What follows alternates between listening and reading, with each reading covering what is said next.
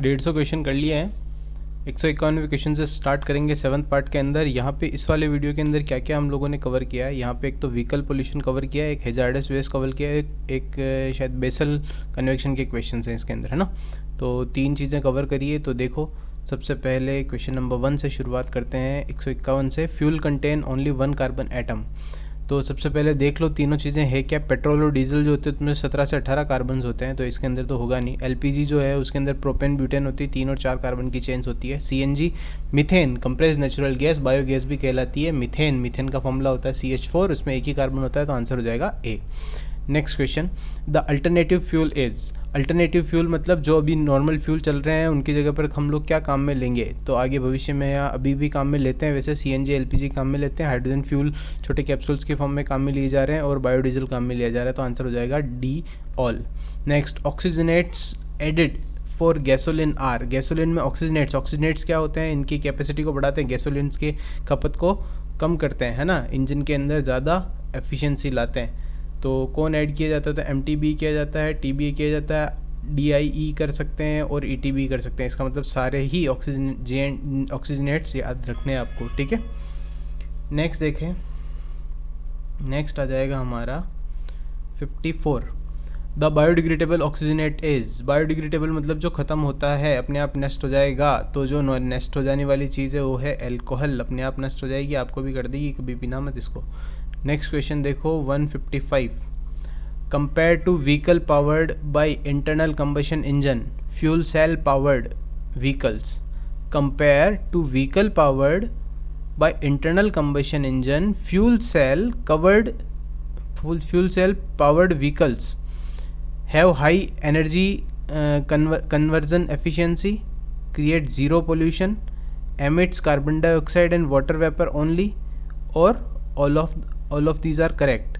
तो देखो, high energy conversion efficiency तो है ही, खैर, है ना, और ज़ीरो पोल्यूशन होता नहीं है इससे, और कार्बन डाइऑक्साइड और वाटर वेपर ही निकालती है फ्यूल सेल के अंदर, है ना।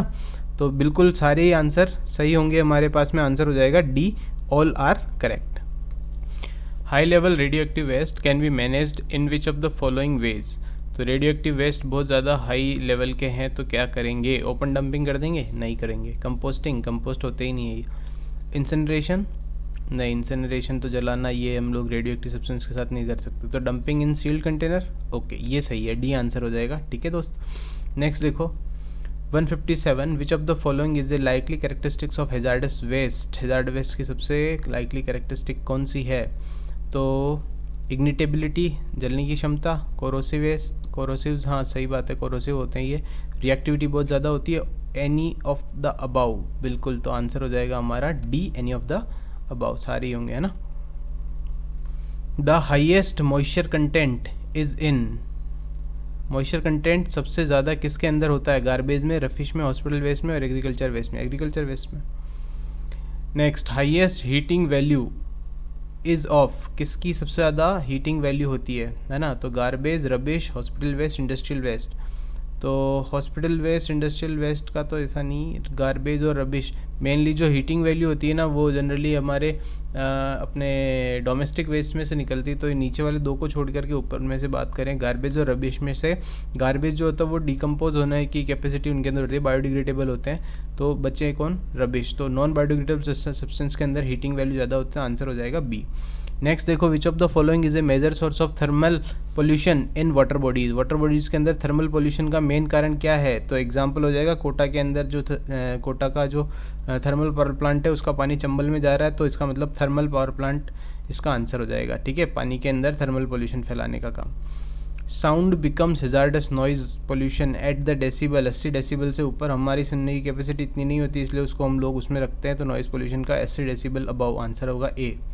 नेक्स्ट है नॉइज़ क्या है, loud sound, sound of high frequency, unwanted sound और कांस्टेंट साउंड, तो आंसर हो जाएगा अनवांटेड साउंड, जो हम सुनना नहीं चाहते। नेक्स्ट क्वेश्चन देखो, which of the following is not a marine pollutant. Marine pollutant में समुद्री पोल्यूटेंट कौन नहीं है, तो oil, plastic, dissolve oxygen, all of the above. Dissolve oxygen नहीं है, डिजोल्व ऑक्सीजन तो भैया चाहिए ना पानी के अंदर, जीव जंतुओं को सर्वाइव करने के लिए सहायता करता है, ठीक है।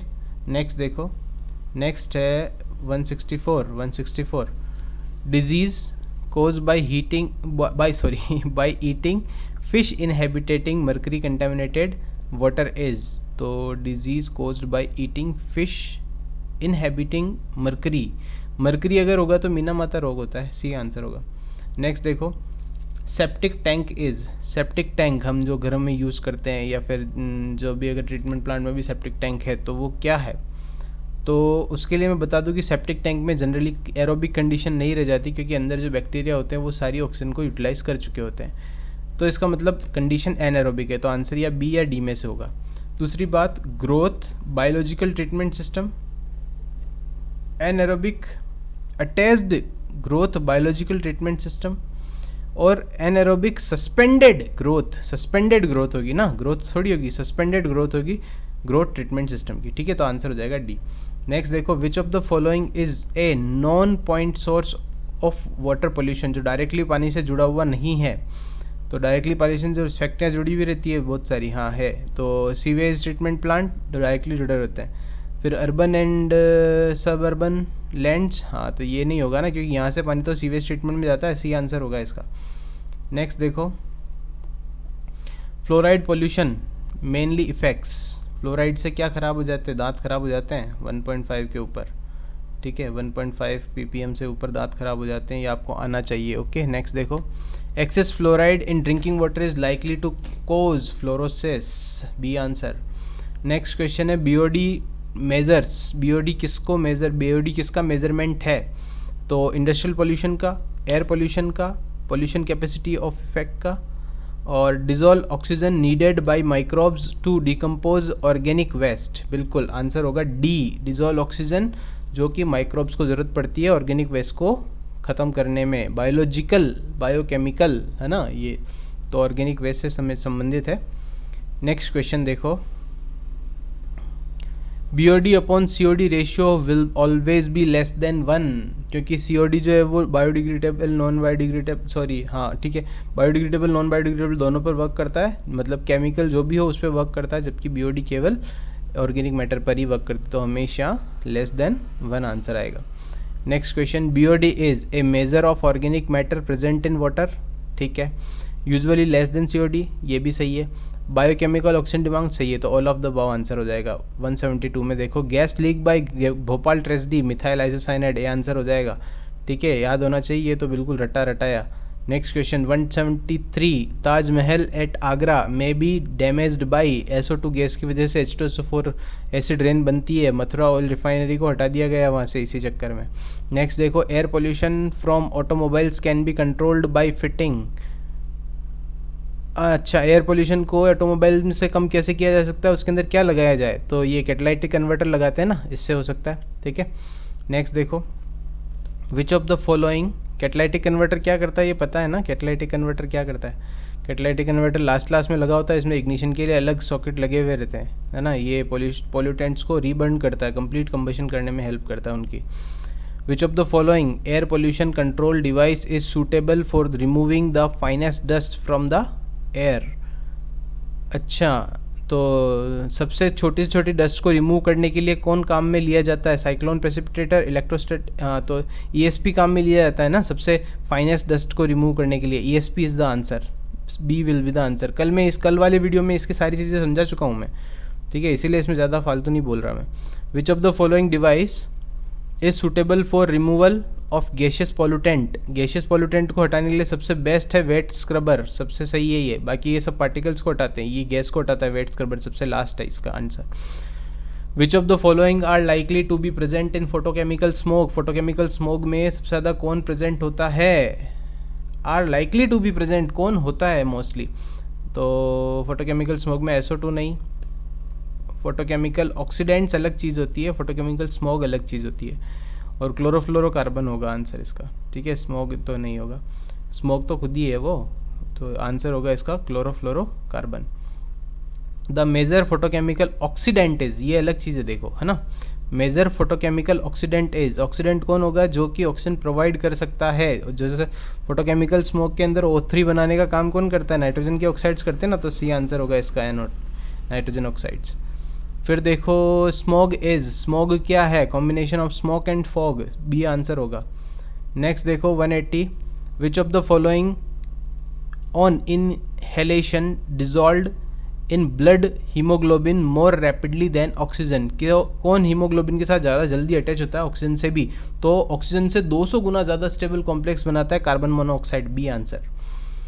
अगला question, which of the following group of plant can be used as indicator of sulphur oxygen pollution, sorry ओहो ये अरे गलत लिख दिया, ऑफ पॉल्यूशन इन एयर है ये, ठीक है। तो ये देखो एक चीज़ ये आपको याद होनी चाहिए कि जनरली जहाँ पर भी पोल्यूशन होगा ना, एयर पोल्यूशन, वहाँ पे एक नेचुरल इंडिकेटर होता है, उसको बोलते हैं लाइकेंस। लाइकेंस पैदा होना ही बंद हो जाते हैं अगर वहाँ पे एयर पोल्यूशन का अमाउंट ज़्यादा होता है। तो सिटीज़ के आसपास जनरली लाइकेंस नहीं पाए जाते। तो आंसर हो जाएगा हमारे पास में एपीफाइटिक लाइकेंस, इसका आंसर हो जाएगा। पिछले साल भी अगर वो पेपर वो सही है ना, 2016 वाला जो बता रहे हैं बाहर सारे उसके अंदर, अगर वो सही पेपर है तो उसके अंदर भी ये क्वेश्चन आ रखा है, ठीक है। मेरे को नहीं लगता वो सही पेपर है, क्योंकि ऐसे पेपर के ऊपर कोई लिखता है क्या? Junior scientific officer, junior environmental engineer, ऐसे कोई पेपर के ऊपर लिखता होगा? कोई भी एग्ज़ाम इस तरह से नहीं लिखता है। तो मुझे नहीं लगता वो पेपर सही है, पर अगर मान लो पेपर सही है तो अपन भी उसके अंदर क्वेश्चन बनाएंगे, हर एक के अंदर लेंगे 10-10 कॉन्सेप्ट और 150-1500 क्वेश्चन कंटेंट लेंगे। 24-25 तारीख तक मेरा टारगेट है वो चीज़ भी करने का, देखते हैं कब तक कर पाते हैं।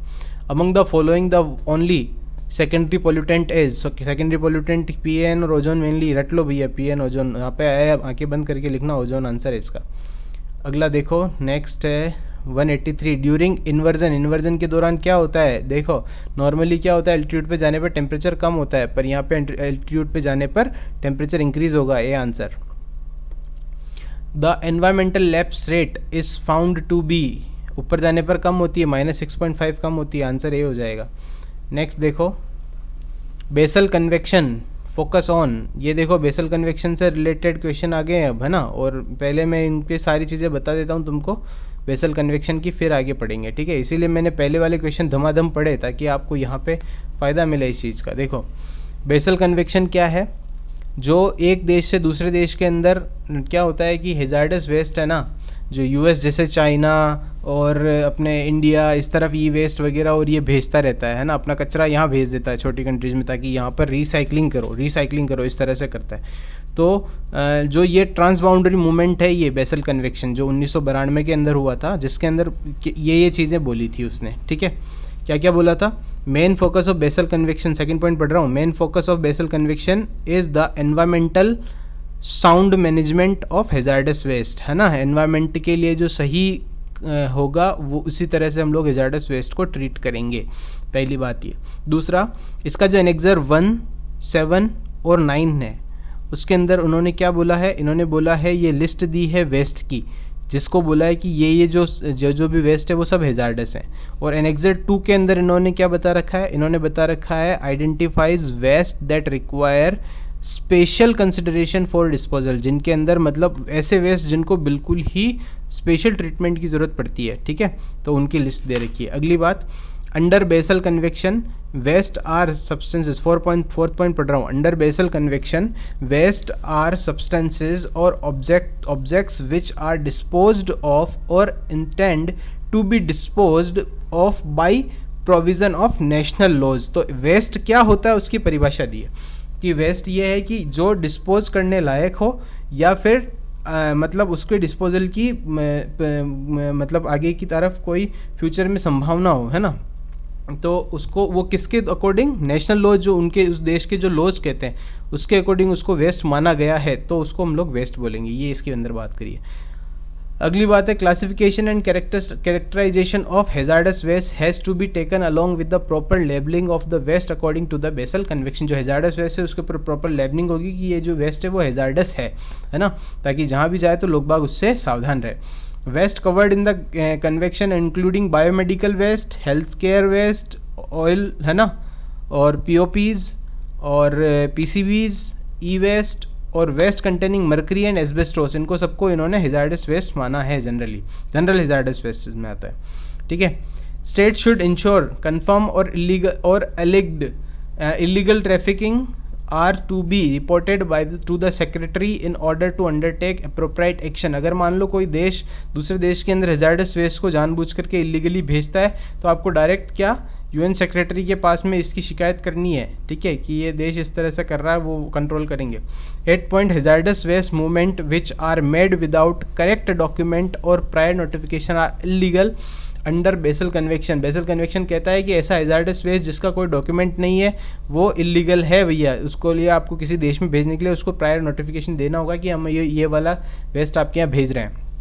द प्रिंसिपल और sovereignty includes a right to ban on imports of the hazardous waste if the proper documentation is not provided।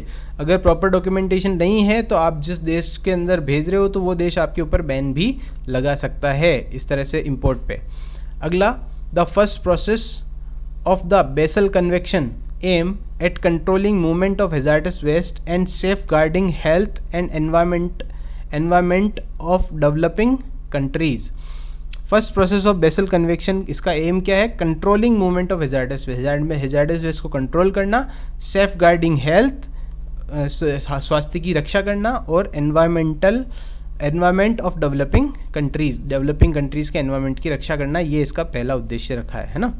अगली बात, Basel convection ensure that transboundary movement of hazardous waste will only be permitted when the transport and ultimate disposal of the waste undertaken in the environmentally sound manner। अगर environmentally sound manner में किया गया ही treatment है hazards waste का तो ही मान्य होगा, बाकी उसके ऊपर रोक भी लगाई जा सकती है। Basel convection ensure the transboundary movement of the hazardous waste will only be permitted when the transport and ultimate disposal of waste is undertaken in environmentally sound manner. ये बात बोली थी, ठीक है, 2 बार ये रिपीट हो गया, इसको मैं एक को हटा देता हूँ यहाँ से।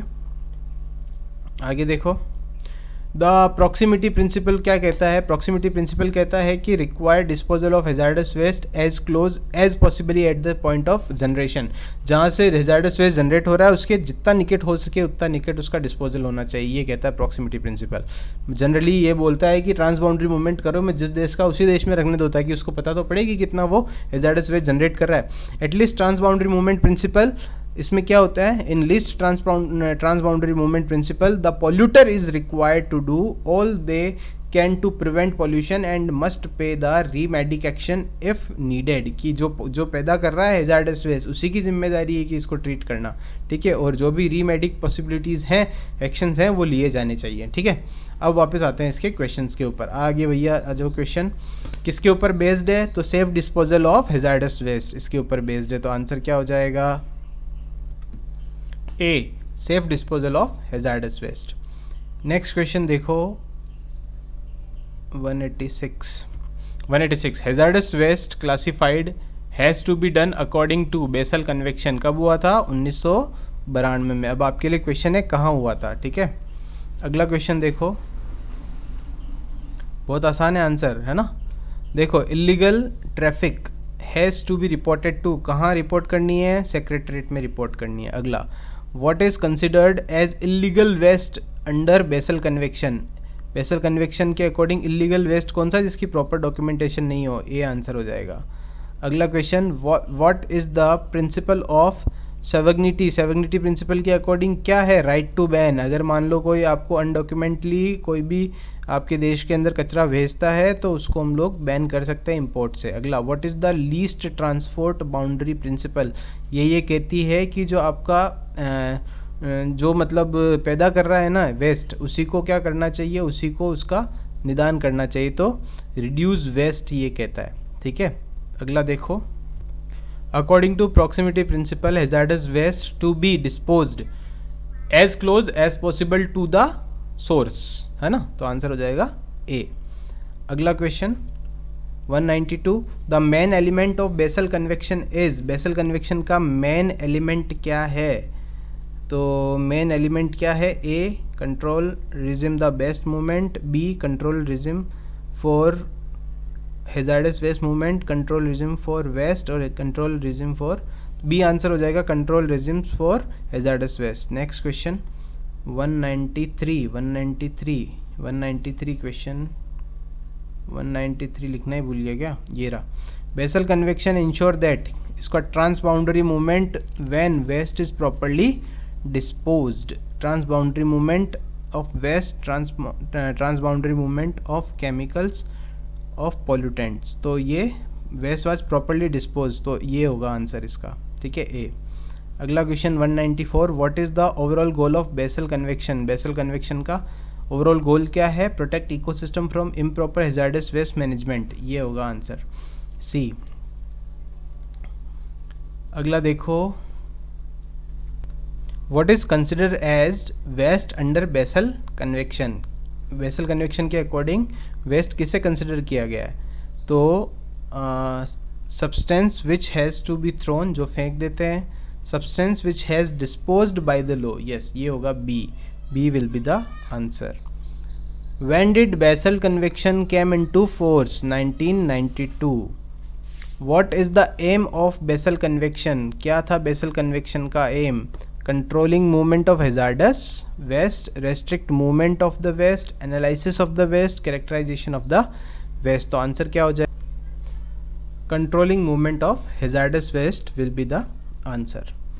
198, which of the financial mechanism for the Stockholm convection? Stockholm convection का फाइनेंशियल मैकेनिज्म किसे कहा जाता है? GIF, GAF, GEF और GAP। तो आंसर होगा GEFC, ग्लोबल एनवायरमेंटल फैसिलिटी, ये इसके फाइनेंशियल मैकेनिज्म का काम करती है, ठीक है। नेक्स्ट देखो, नेक्स्ट आ गया 199, how many nation initially signed Stockholm convection? Stockholm convection में सबसे पहले कितने देशों ने साइन किया था? 92 देशों ने साइन किया था, तो 92 विल बी द आंसर। और अभी इस वीडियो का last question 200, when did India rectify the Stockholm convection? 2005 के अंदर इंडिया ने स्टॉकहोम कन्वेक्शन को रेक्टिफाई किया था, ठीक है। तो भैया यहाँ तक रखते हैं और बहुत बहुत धन्यवाद। सब्सक्राइब नहीं किया तो सब्सक्राइब कर लेना, आगे और वीडियोज़ आने वाले हैं, 27 तारीख तक धूम मचानी है, ठीक है। बहुत बहुत धन्यवाद।